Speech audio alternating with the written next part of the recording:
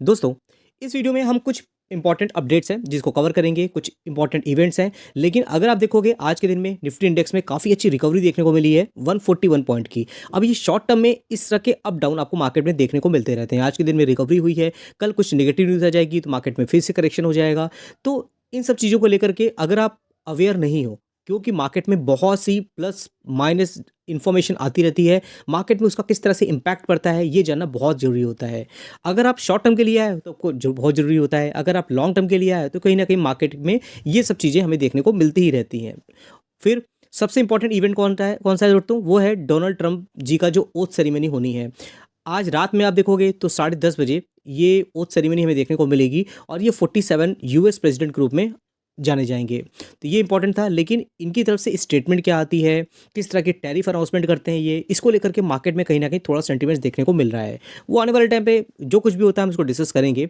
लेकिन अगर आप ग्लोबल मार्केट देखोगे तो ग्लोबल मार्केट आज के दिन में बहुत ज़्यादा प्रेशर देखने को नहीं मिल रहा है। अगर आप यहाँ देखते हो यूएस की मार्केट में, अगर हम नेस्डैक की बात करते हैं, आज के दिन में तो यूएस मार्केट बंद है। हालांकि आप यहाँ देखते हो कि यूरोपियन मार्केट, जर्मनी मार्केट, तो कहीं ना आपको हर जगह पे हरा निशानी देखने को मिलेगा। उसके साथ में अगर हम आज के दिन में जो मार्केट में तेजी आई है, रिकवरी हुई है, उसमें सबसे बड़ा कंट्रीब्यूशन किसका है? निफ्टी बैंक का देखने को मिलता है। अगर आप फाइनेंशियल सर्विसेज की बात करते हो तो आपको मैंने पहले ही बताया हुआ है कई बार कि निफ्टी 50 में जो वेटेज है वो सबसे ज़्यादा आपको फाइनेंशियल सर्विसेज का ही देखने को मिलता है। अगर फाइनेंशियल सर्विसेज में बड़ी बड़ी जो मार्केट कैपिटलाइजेशन वाली कंपनियां हैं, अगर वो अच्छा काम करती हैं तो कहीं ना कहीं निफ्टी में भी काफ़ी ज़्यादा हमें तेज़ी देखने को मिल जाती है।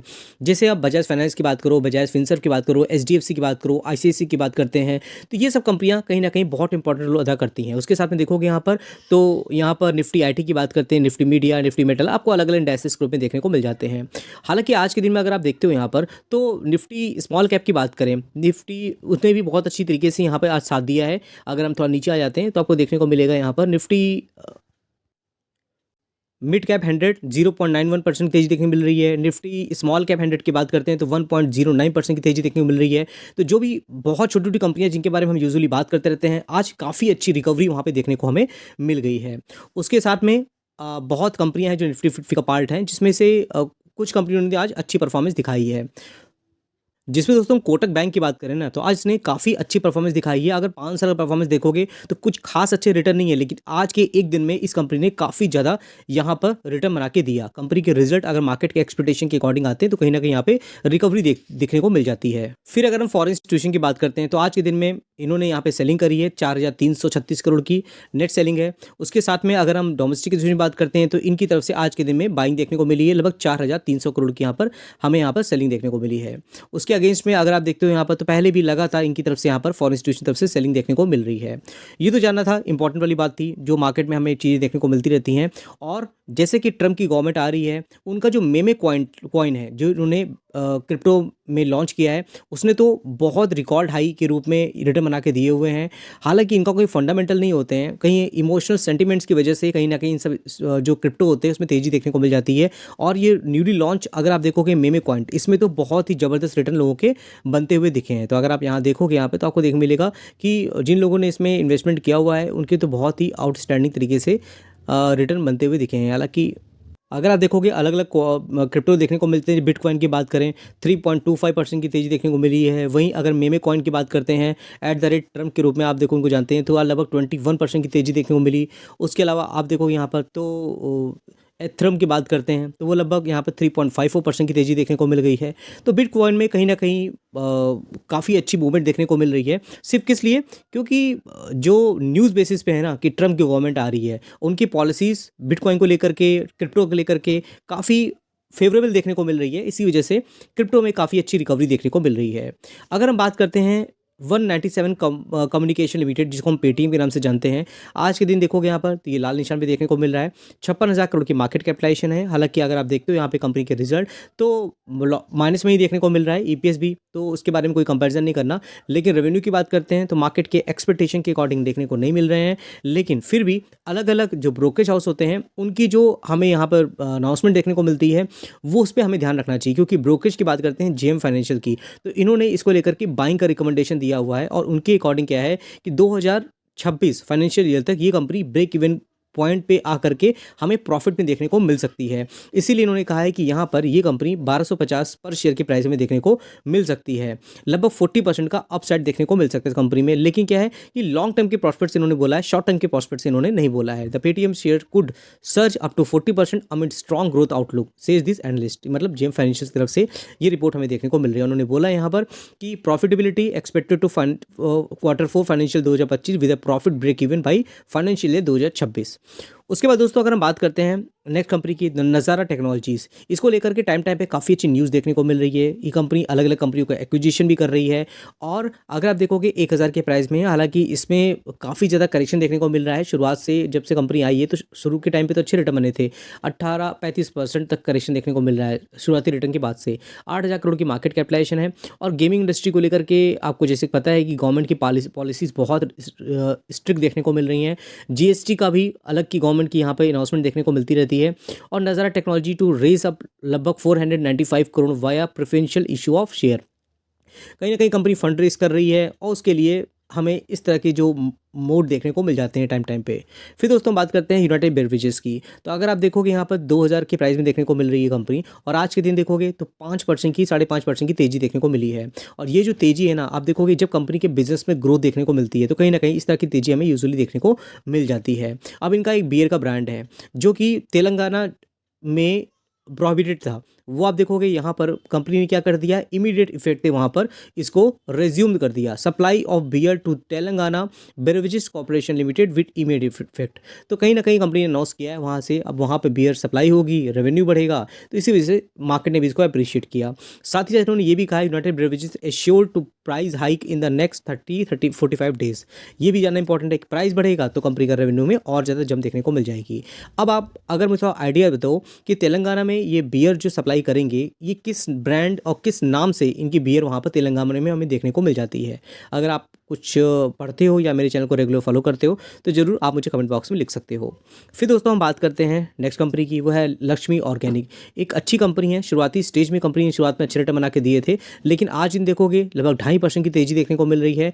5 साल का चार्ट देखोगे जब से कंपनी आई है शुरुआत में ही रिटर्न बने हैं। अगर आप देखते हो 194% तक के, उसके बाद देखोगे टॉप से लगभग 57% तक की गिरावट देखने को मिल रही है। 6000 करोड़ की मार्केट कैपिटलाइजेशन है। लेकिन अगर हम बिजनेस के पॉइंट ऑफ व्यू देखें तो बिजनेस अच्छा है। अब देखिए आईपीओ जब आता है ना तो लोगों का इंटरेस्ट देखने को मिल जाता है और लोग आंख बंद करके इन्वेस्टमेंट कर देते हैं। और इस कंपनी का जब आईपीओ आया था, जैसे कि अभी के टाइम पे अलग अलग कंपनियां अपना आईपीओ लेके आ रही हैं, लोग इंटरेस्ट दिखाते हैं, इन्वेस्टमेंट कर देते हैं, लेकिन जो लोग भागते हुए कंपनी को पकड़ लेते हैं ना तो कहीं ना कहीं अपने आप को फंसा फील करते हैं। और उसके बाद क्या होता है, ये जो टाइम होता है इसको हैंडल करना बहुत मुश्किल होता है। 2021 से 25 4 साल होने रिटर्न नहीं भरे। लेकिन बिजनेस वाइज देखोगे तो कहीं ना कहीं आपको ट्रस्ट करना पड़ेगा। ओवरऑल कंपनी किस में करती है, स्पेशलिटी केमिकल में काम करती है और इनके जो प्रोडक्ट हैं वो अलग अलग एंड यूज़र जो होते हैं काफ़ी डाइवर्सिफाई इंडस्ट्री में यूज़ किए जाते हैं।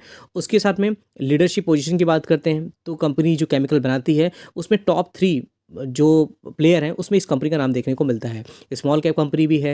हालांकि प्रमोटर होल्डिंग भी देखोगे तो 69.50 देखने को मिल जाएगी। FISDIS की होल्डिंग भी आपको देखने को मिल जाती है यहाँ पर इस ड्यूरेशन में। पब्लिक होल्डिंग आपको 25 जो कि यहाँ पर लगातार घटती हुई देखने को मिल रही है। बैलेंस शीट की बात करते हो तो रिजर्व देखिए कंपनी के लगातार बढ़ रहे हैं, 200 करोड़ से 1800 देखने को मिल रहे हैं।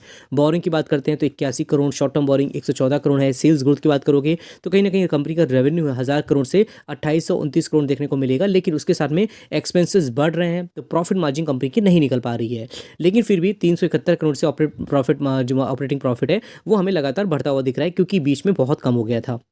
नेट प्रॉफिट देखोगे तो आपको लगातार यहाँ पे कम होता हुआ देखिएगा, 257 से लगभग 134 121 में जाता हुआ दिख रहा है। हालांकि जो EPS है इसको मेंटेन रखना बहुत इंपॉर्टेंट है। 9.76 का जो EPS है भी देखोगे 15-14 का देखने को मिल रहा था। ये चीज़ें होती है जो कंपनी रिटर्न शो करती है और कंपनी के अगर रिजल्ट अच्छे आते हैं, EPS बढ़ता है तो वैल्यूएशन भी कूल डाउन होती हुई दिख जाती है।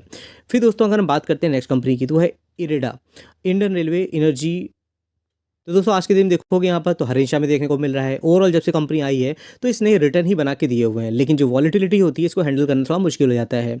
रिन्यू एनर्जी का हमें टाइम देखने को मिल रहा है और इसको लेकर के क्या कुछ अपडेट है तो कंपनी की जो रिजल्ट आप देखोगे तो revenue year on year basis पे अगर आप देखते हो तो आपको 1200 करोड़ से यहाँ पर लगभग 1698 करोड़ देखने को मिल रहा है यहाँ पर, और क्वार्टरली 1630 करोड़ से यहाँ पर बढ़ता हुआ दिख रहा है। लगभग ईयर ऑन ईयर देखेंगे 36% की जंप है रेवेन्यू में। नेट प्रॉफिट देखोगे तो 336 करोड़ था जो कि 425 हुआ, क्वार्टरली 388, जो कि एनुअली नेट प्रॉफिट में 27% की जंप देखने को मिल रही है।